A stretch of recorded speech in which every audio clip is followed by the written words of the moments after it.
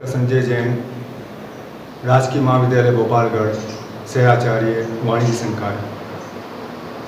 विद्यार्थियों, जैसे कि आपको पता है कि इस समय हम ऑनलाइन टीचिंग के माध्यम से आप सभी तक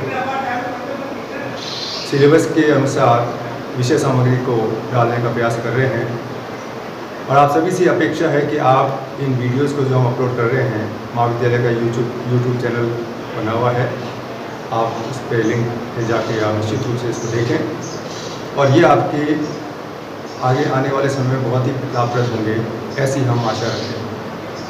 पिछली बार हमने बात की थी बीकॉम सेकेंड ईयर के मनी बैंकिंग सिस्टम के यूनिट फर्स्ट के बारे में। इसमें मुद्रा के बारे में हमने बात की थी। मुद्रा क्या है, मुद्रा की परिभाषा क्या है, मुद्रा की अवधारणा क्या है। आज हम बात कर रहे हैं मुद्रा के कार्य क्या है, फंक्शंस ऑफ मनी। और कार्यों को पढ़ने से पहले हमें ये जानना चाहिए कि मुद्रा का आविष्कार हुआ कैसे।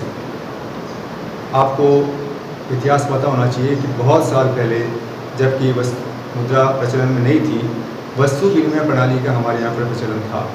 वस्तु विनिमय प्रणाली या बार्टर सिस्टम्स को हम बोलते हैं इंग्लिश में। एक ऐसा सिस्टम होता है जिसमें हम वस्तु के बदले वस्तु को एक्सचेंज करते हैं।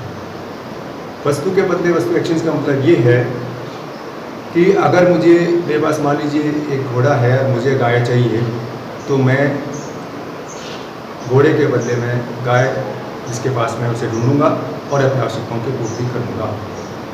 अब समस्या क्या होती है यहाँ पर? समस्या ये पैदा होती है कि मेरे पास में घोड़ा है और मुझे गाय चाहिए। मैं जिस व्यक्ति के पास जाता हूँ उसके पास में गाय है, परंतु उसे घोड़ा नहीं चाहिए बल्कि बकरियाँ चाहिए। अब यह एक बहुत बड़ी समस्या पैदा हो जाती है कि मैं अब क्या करूँ। फिर मैं ऐसे जगह ढूंढूंगा, ऐसे व्यक्ति को ढूंढूंगा जहाँ पर कि मेरी रिक्वायरमेंट और उसकी रिक्वायरमेंट दोनों पूरी हो सके। इसका मतलब वस्तु विनिमय प्रणाली में दोहरे संयोग का अभाव हुआ करता था। ये सबसे बड़ी समस्या पैदा हुई। दूसरी समस्या जो पैदा होती थी कि मुझे मेरी वस्तु ज़्यादा कीमती लगती थी और जिससे मैं एक्सचेंज करने जा रहा हूँ उसे अपनी वस्तु ज़्यादा कीमती लगती थी। मान लीजिए मेरे पास में एक घोड़ा है जिसके बदले में मैं ये सोचता हूँ कि मेरा घोड़ा 2 गाय के बराबर है।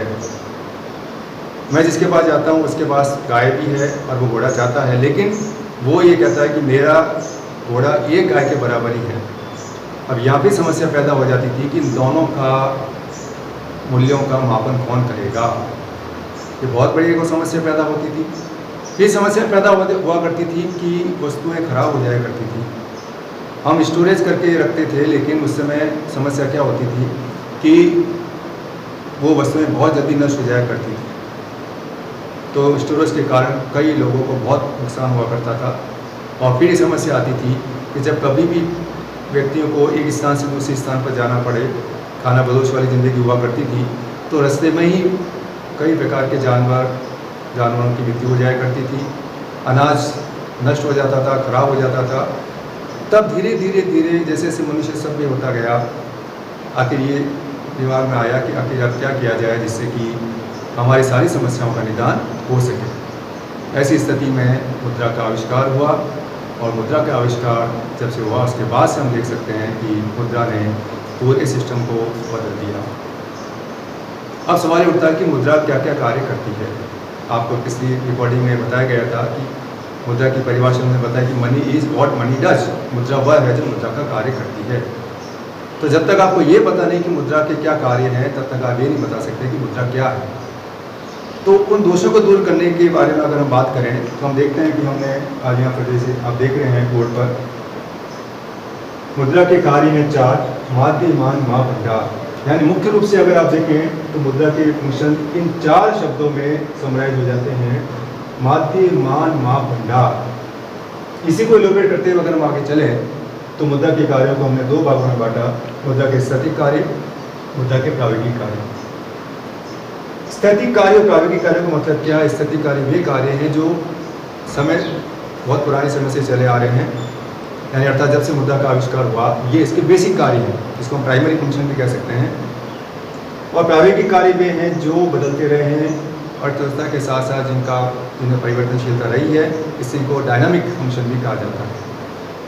मुद्रा के स्थैतिक कार्यों की अगर हम बात करें, विनिमय का माध्यम, मूल्य का मापक, मूल्य संचय का साधन, सिख दुकानों का आधार, मूल्य हस्तांतरण और मूल्य यंत्र, ये सारी चीज़ें हम अगर बात करें, इसमें मुख्य रूप से अगर 4 बातें अगर हम देखें तो ये 4 बातें हैं। विनिमय का माध्यम, जो हम बात कर रहे थे कि जो समस्या आती थी, तो मुद्रा ने विनिमय का माध्यम के आज मुझे कोई भी वस्तु खरीदनी है, मान लीजिए मुझे पुस्तक खरीदनी है, मैं क्या करता हूँ, मैं बाज़ार जाऊँगा, बाज़ार में मैं 100 रुपये दूँगा और विक्रेता से मैं किताब लेकर आ जाऊँगा। कहीं कोई समस्या नहीं है, उसको रुपये मिल गई, मुझे किताब मिल गई और ये एक माध्यम बन गया।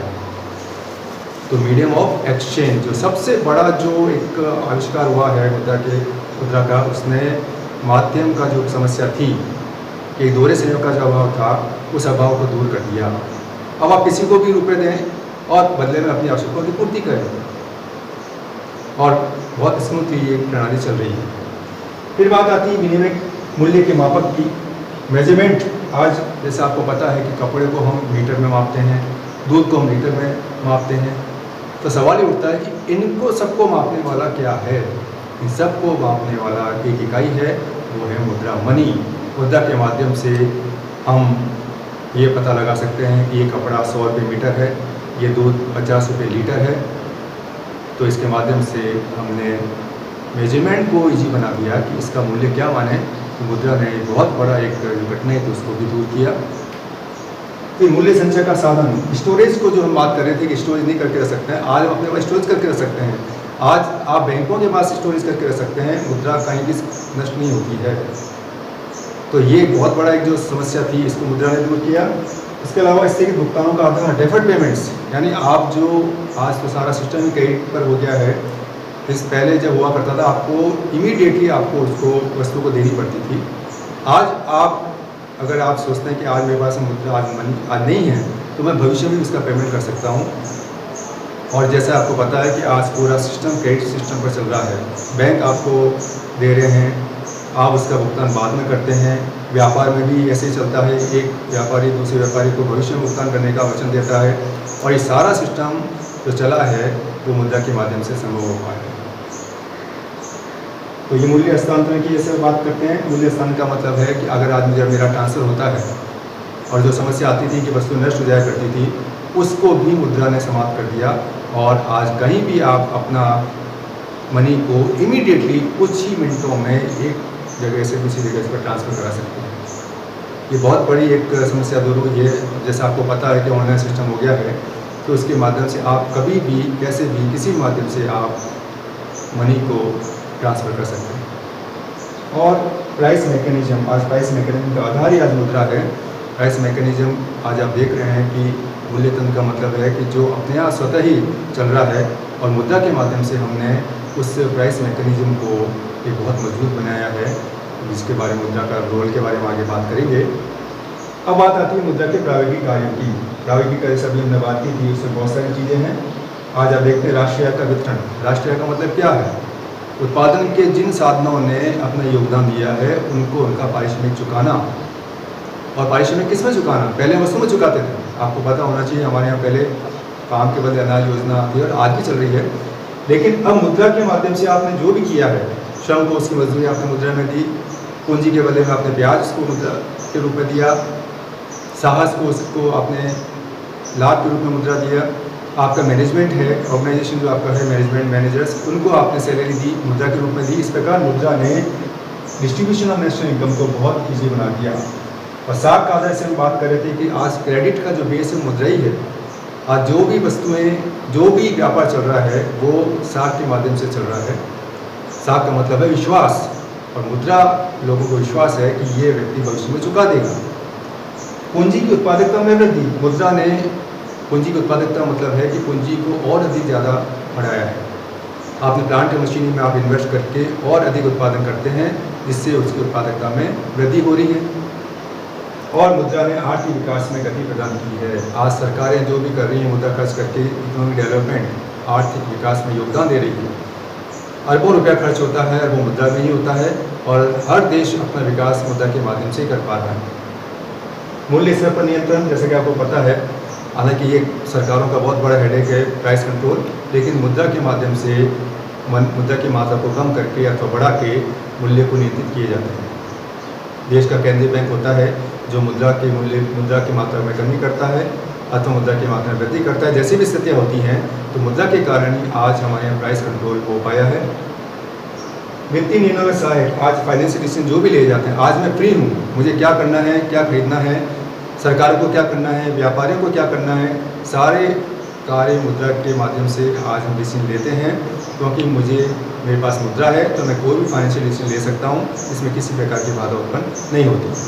और अंत में रोजगार सृजन में सहायक, आज आप रोजगार का जो देख रहे हैं, एम्प्लॉयमेंट जो जनरेशन हो रहा है, उत्पादन में वृद्धि हो रही है। उत्पादन में वृद्धि कैसे हो रही है? मुद्रा के माध्यम से वृद्धि हो रही है। उत्पादन में वृद्धि हो रही है, आपको उसके लिए आपको उत्पादन के साधन चाहिए, और उत्पादन के जब साधनों को आप वृद्धि करेंगे तो रोजगार बढ़ता है।